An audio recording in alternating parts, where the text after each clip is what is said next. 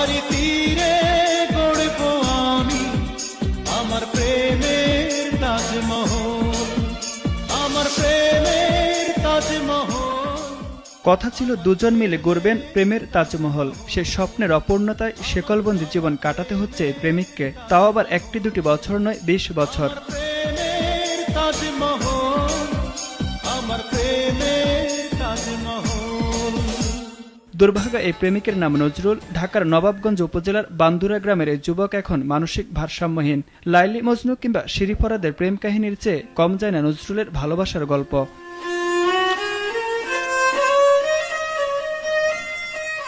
ভালোবাসার মানুষটির অন্য জায়গায় বিয়ে হয়ে গেলে মানসিক বিপর্যয় নেমে আসে তার জীবনে।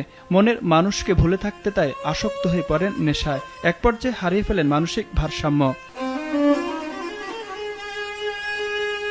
আমি বিদেশে, তা আমি দেশে আসার পরে শুনলাম আমার এই ফুফাতো ভাই একটা মেয়েকে ভালোবাসে। তো ভালোবাসার পরে ওর সাথে একটু অ্যাফেক্ট হয়ে যায়। অ্যাফেক্ট হওয়ার পরে মেয়ে বিয়ে দেওয়ার পরে ও একটু পাগলামি টাগলামি করে। তো আমার শ্বশুরে আমার বললো যে ওরে যেভাবেই করে একটু দমন করতে হইব, থামায় রাখতে হইব। মেয়েটার বিয়ে হয়ে গেছে আর কি, মাথা খারাপই হয়ে যায়। মাথা খারাপ হওয়ার পরে ওরে আমি চিকিৎসা করি, পাবনা নিয়ে চিকিৎসা করি, গুলশান বনানীতে চিকিৎসা করা হয়েছে।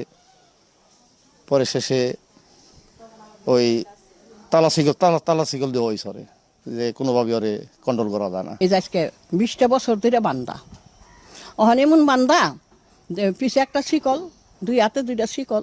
আল্লাহু আকবার, আল্লাহু আকবার, আশহাদু লা ইলাহা ইল্লাল্লাহ। নজরুল ছিলেন কোরআনে হাফেজ। তার সুমধুর কণ্ঠ মুগ্ধ করত সবাইকে। অসুস্থ হবার পর বিভিন্ন জায়গায় চিকিৎসা করিয়েও সুফল পায়নি পরিবার। আমার মায় মানুষের বাসায় বাসায় কাজ করে আমার বাইরে খাওয়াইছে।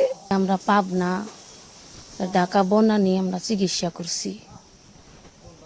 আর তারপরে একটু ভালোর দিক হয়েছিল, আবার আর্থিক অবস্থা খারাপ হয়ে যাওয়া আমরা চিকিৎসা করা পার নেই। এখন তো চিকিৎসা আমরা অর্থের অভাবে করতে পারি না, এজন্য ওই তালাশি করলে বন্দি বা একজনে মারতে যায়, ধরতে যায়, আজে বাজে কথা বলে। একটা শিশু বাচ্চার কতটুক পরিশ্রম, তার থেকে ওর প্রতি পরিশ্রম বেশি। এই সকালবেলা মনে করেন খাইতে দিতে হয়, ওই যে রুমটায় থাকে দেখলেনি তো, আর যে মাটির মধ্যে ঘুম আসে, সেই রকম পরিস্থিতি থাকলে ওরে ভালোভাবে আমরা কেয়ার করতে পারতাম। কিন্তু আর্থিক অবস্থার কারণে আমরা ওর কোনো ওই যে একটা সারাদিন সংসারে কাজ, আবার ওর পিছনে কতটা বেয়ে যায়।